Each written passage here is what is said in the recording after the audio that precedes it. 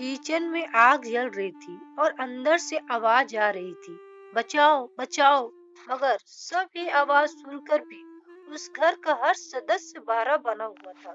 अभी कुछ ही महीने तो हुए थे रिया और अमित की शादी को, मगर इस कलमुहे दहेज ने रिश्ते की नींव हिला कर रख दी। सास ससुर ननद और यहाँ तक कि उसका अपना पति भी उसे दहेज के ताने मारता था, मगर रिया हर ताने को जहर के घूंट की तरफ पी जाती। ससुराल वालों के जुल्म अपनी हर इम्तिहान पार कर रहे थे। कभी कभी तो रिया सोचती कि ऐसी जिंदगी से तो अच्छा है मौत को गले लगा लिया जाए। फिर उसे अपने माता पिता का ख्याल आता है कि उन पर क्या बीतेगी। बस यही चीज उसे कोई भी गलत कदम उठाने से रोक लेती थी। इसी तरह एक एक कर सभी दिन बीतते जा रहे थे। उसके ससुराल वालों ने ना जाने कहां से उसे तंग करने के लिए रोज कोई बहाना खोज लेते थे। कभी उसके बनाए खाने में कमी निकालते, कभी उससे इतना काम करवाते कि वो ठीक से आराम भी न कर पाती थी। ना जाने उसे कब इस अत्याचार से मुक्ति मिलती और उसके साथ हो रहे अन्याय के लिए उसे इंसाफ मिलता। लेकिन अमित और उसके माता पिता शायद इस रोज रोज के खेल से तंग आ चुके थे और चाहते थे कि ये सब एकदम से खत्म कर दिया जाए। ये सब खत्म करने के लिए उन्होंने रिया को ही खत्म करने का फैसला किया और अमित के साथ उसके माता पिता ने मिलकर ये प्लान बनाया कि रात को किचन में गैस खुली छोड़ दी जाएगी। रिया हर रोज सभी काम निपटाकर किचन में पानी पीने जाती थी, तो उनके प्लान के अनुसार रोज की तरह रिया रात को किचन में जरूर जाएगी और उसके बाद जैसे ही वो बल्ब का स्विच ऑन करती है, इसके साथ ही सब हमेशा के लिए खत्म हो जाता। रात हो चुकी थी, सभी सोने के लिए लेट चुके थे। रिया अभी भी अपने काम में जुटी हुई थी। हालांकि उसके पति ने उसकी कभी कदर नहीं की, लेकिन वो पत्नी होने का हर्ज फर्ज पूरी ईमानदारी से निभाती थी। रात को अपनी सास के पैर दबाने के बाद रिया उनके कमरे से निकली और किचन के तरफ चली गई। अमित अपने कमरे में लेटा हुआ था। आमतौर पर वो रिया के जाने से पहले सो जाता था, मगर आज तो उसे नींद आ ही नहीं रही थी। शायद वो खुश था कि उसके रचे चक्रव्यूह से आज उसे रिया से हमेशा हमेशा के लिए छुट्टी मिल जाएगी।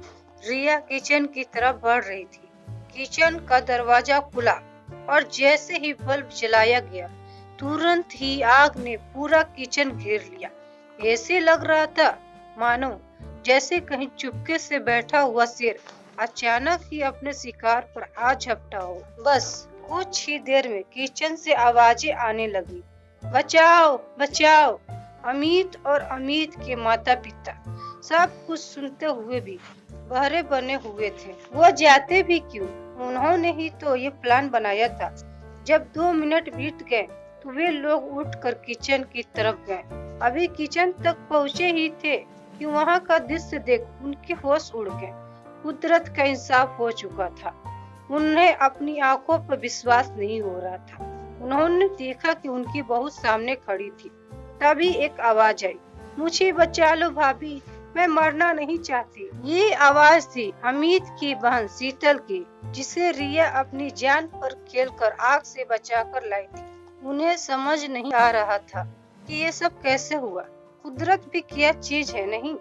अक्सर बड़े बुजुर्गों से सुनते आए हैं कि जो दूसरे के लिए गड्ढा खोदता है वह खुद ही उस गड्ढे में गिरता है। लेकिन यहाँ गड्ढा खोदने वाला ही नहीं, उसके अपने भी उसे गड्ढे में गिर चुके थे। हुआ ये था कि जब रिया अपनी सास के पैर दबाकर कमरे से बाहर निकली तो उसे चक्कर आ गए और वो कमरे के बाहर ही जमीन पर बैठ गई। इतनी ही देर में शीतल किचन में पहुंच गई और ये सब हो गया। शायद ये रिया की नेक नियत का ही नतीजा था जो वो बच गई। इतनी ही देर में शीतल किचन में पहुंच गई और वो ये सब हो गया। ये तो शुक्र था जो रिया समय रहते किचन में पहुंच गई और शीतल, जो कि अमित की बहन थी, वो किचन से जली हुई हालत में बाहर ले आई। अमित और उसके माता पिता को समझ में नहीं आ रहा था कि ये क्या हो रहा था। जिस बहू को उन्होंने मारने की कोशिश की, उसी ने उनकी औलाद की जिंदगी बचाई। वो शर्मिंदा तो थे, लेकिन इसे महसूस करने में शायद उन्होंने काफी देर कर दी थी। आशा करती हूँ कि आपको यह कहानी पसंद आई होगी। आपको यह कहानी कैसी लगी? कमेंट बॉक्स में कमेंट जरूर करें और अच्छी लगी तो लाइक जरूर करें। धन्यवाद।